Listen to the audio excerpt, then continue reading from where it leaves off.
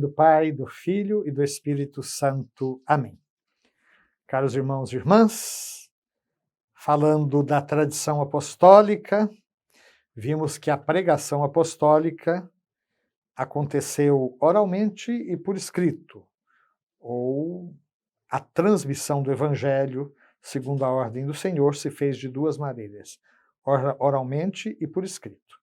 Vimos também que essa pregação apostólica foi continuada na sucessão apostólica. Para que o Evangelho sempre se conservasse inalterado e vivo na Igreja, os apóstolos deixaram como sucessores os bispos, a eles transmitindo o seu próprio encargo de magistério. Com efeito, a pregação apostólica expressa, de modo especial nos livros inspirados no Novo Testamento, ela deve ser conservada por sucessão contínua até a consumação dos tempos. E aí nós chegamos ao parágrafo número 78.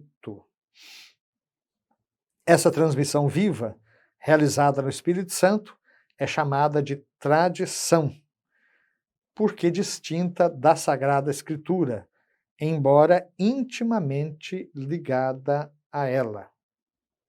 Por meio da tradição, a Igreja, em sua doutrina, vida e culto, perpetua e transmite a todas as gerações tudo o que ela é, tudo o que ela crê.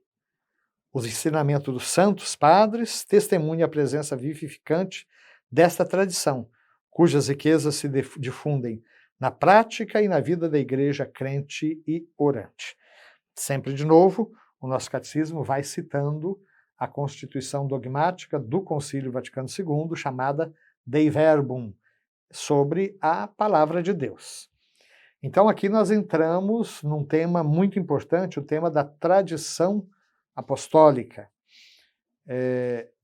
Existem então para nós dois caminhos, duas vias de transmissão da mensagem da salvação. Existe as Escrituras, então é um caminho feito com a confecção dos livros sagrados. E a Bíblia está fechada, como sabemos. A Igreja, e particularmente no Concílio de Trento, definiu claramente quais são os livros que ela reconhece como inspirados. Isso porque, ao longo da história, e já bem no começo, surgiram vários livros, alguns deles de grande valor doutrinal e histórico, como, por exemplo, a Didaqué dos Apóstolos,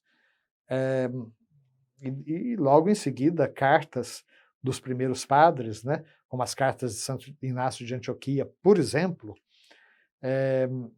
mas que não são textos reconhecidos pela Igreja como fazendo parte do cânon bíblico.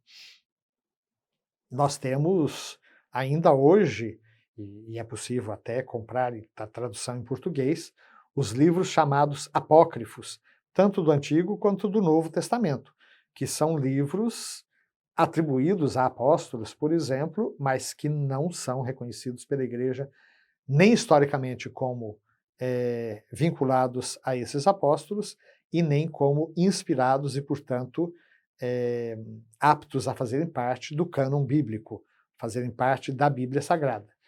Vamos encontrar aí Evangelho de Tomé, Evangelho de Pedro e tantas outros livros escritos que tiveram a pretensão de serem inspirados. Então, a Bíblia é uma maneira de transmissão das verdades da revelação. É a transmissão feita por escrito. Mas existe também uma transmissão viva realizada no Espírito Santo e que a Igreja Católica chama de tradição. Tradição com T maiúsculo. E ela é distinta da Sagrada Escritura. É uma outra maneira de se transmitir as mesmas verdades da fé, só que de uma maneira diferente das Escrituras, embora intimamente ligada com a Escritura. Por meio da tradição, a Igreja, em sua doutrina, vida e culto, perpetua e transmite a todas as gerações tudo que ela é, tudo que ela crê. Como é que a igreja transmite o que ela é e o que ela crê? Não é apenas comentando a Bíblia. Esse é o caminho mais próprio dos nossos irmãos protestantes, ou chamados evangélicos. Eu digo chamados evangélicos porque nós também queremos ser evangélicos, nós queremos fundamentar toda a nossa vida no Evangelho de nosso Senhor Jesus Cristo. Infelizmente, com o passar do tempo, muitas características que eram próprias só da nossa igreja, hoje acabam sendo apropriadas por outras e, inclusive, acabam sendo sinal de identidade de outras igrejas. Por exemplo, Eclesia Tuteu, ou Kahal Yavé, igreja, Assembleia de Deus. Assembleia de Deus é uma definição perfeita de igreja, né? E, no entanto, hoje existe uma igreja específica, ou algumas igrejas específicas, chamadas Assembleias de Deus. Mas nós podemos tranquilamente dizer que, quando nós nos reunimos, nós somos a Assembleia de Deus. E essa é uma definição de igreja, né? A igreja, então, em sua doutrina, vida e culto, ela perpetua e transmite a todas as gerações tudo que ela é e tudo que ela crê. Isso acontece, por exemplo, na celebração da liturgia, na celebração da Eucaristia. As novas gerações vão aprendendo por contato com o próprio mistério a vida cristã. Os sacramentos, eles transmitem a graça de Deus por um caminho próprio, diferente daquele da Sagrada Escritura. Assim também a reflexão teológica, os santos padres, os concílios e o magistério ordinário da igreja que vai, ao longo dos tempos, recolhendo todas essas reflexões, a vida dos santos, o exemplo dos santos, tudo isso vai constituindo um grande tesouro que não coincide com a Sagrada Escritura, mas que está intimamente ligado com a Sagrada Escritura.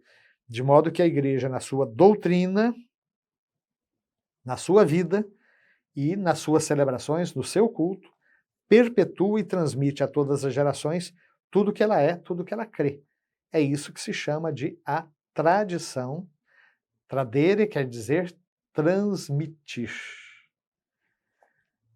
Os ensinamentos dos Santos Padres testemunham a presença vivificante desta tradição, cujas riquezas se difundem na prática e na vida da igreja crente e orante. De fato, não só os Santos Padres, mas também os teólogos, os doutores da igreja, a história do povo de Deus testemunha essa presença sempre ativa da tradição.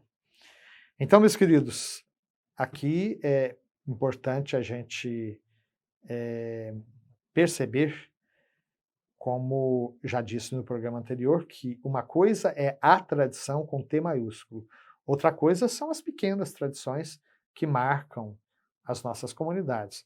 Por exemplo, a celebração da Semana Santa lá nas Minas Gerais, ela tem toda uma tradição que nem está no Missal Romano, como, por exemplo, a procissão do encontro, o sermão das 7 palavras, o sermão do descimento da cruz, a procissão do Senhor Morto e tantas outras coisas.